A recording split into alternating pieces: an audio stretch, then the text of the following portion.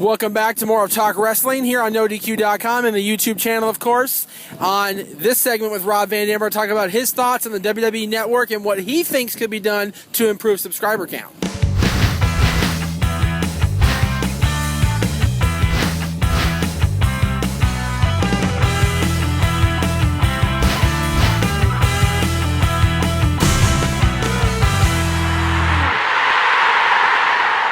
So during your latest run, the WWE launched the WWE Network, and I know that's got to be somewhat exciting for you because basically your entire library, with the exception of Japan, is all in there. You've got your WCW matches, your ECW stuff, and of course your WWE stuff.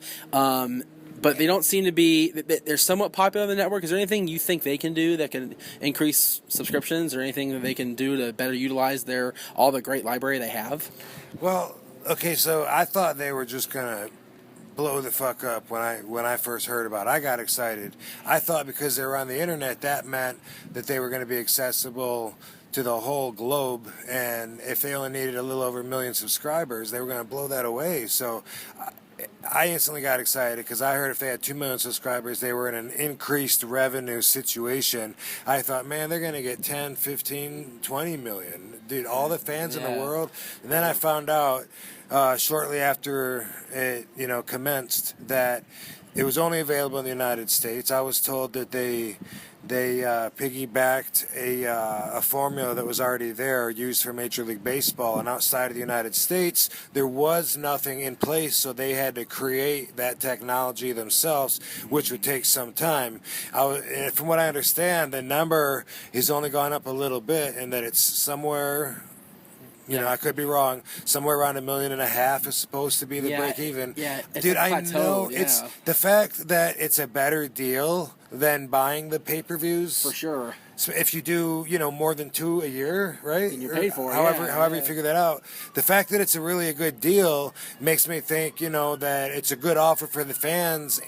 The fans will save money if they are those fans that pay for these pay-per-views. And so with that in mind, and knowing, we're in, like 180 countries, I believe they're going to get those numbers eventually. I think they have to get the network out into all of these countries, and if they do have it in all those countries, which they may now, because a few weeks ago I know they went international. Yeah, they did. I think it was over 100 countries. I don't know if it was in all of them or what, but I cannot imagine if they're accessible and they're promoting it like they do, if the fans don't switch over and the whole thing becomes unsuccessful in the long run, then my mind is blown, because it seems like a winning plan for me.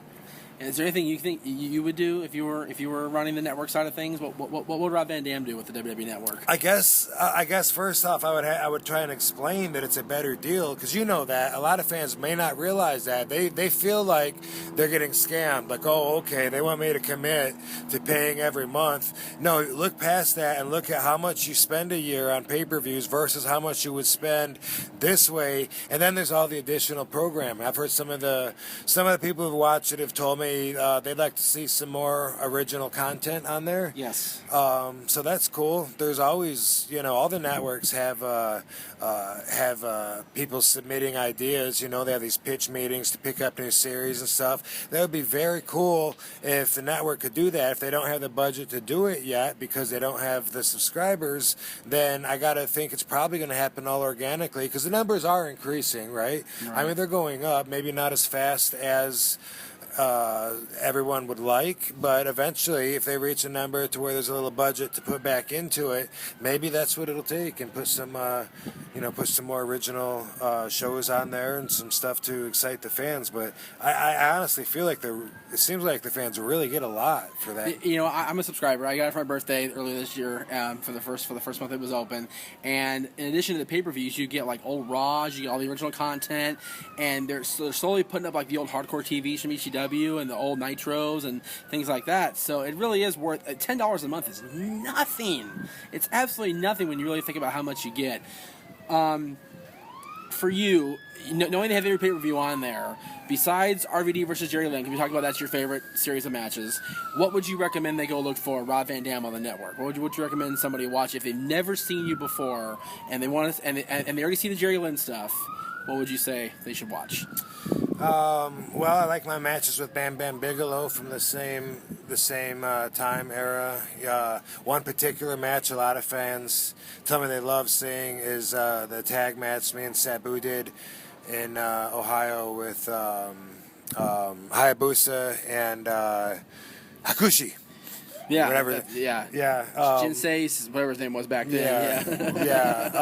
Those are all very, but I really don't have that many bad matches. You know what I mean? Like Very true. I'm my worst critic, I'm sure. Which is why it's hard for me to watch it because I got to study it, tear it apart to try and figure out where I could improve and grow, and that has its place. But that place isn't at this point in my career. So no, you look back. It was, you know what? You look back, and like I said, Dylan and I were watching all week this week. We watched the RVD DVD, and we watched every match I could find in my DVD collection. Somebody pointed out to me, "Are you watching the network too?" I went, "Shit, didn't even think about that." See, you don't even think about that because all the stuff's on the network too. But it requires a working internet connection, kids. I like my matches with Jeff Hardy, especially the Invasion match when I first came to WWE. That was the first pay-per-view I did coming in. All the old school ECW stuff, you can see where myself and a lot of my peers, where we grew up, where we cut our teeth, where we put it all together. How do you feel about your article on Wikipedia? The main RVD article on Wikipedia says you stepped away in 2007 because Sonya got sick, and we know that's not the case.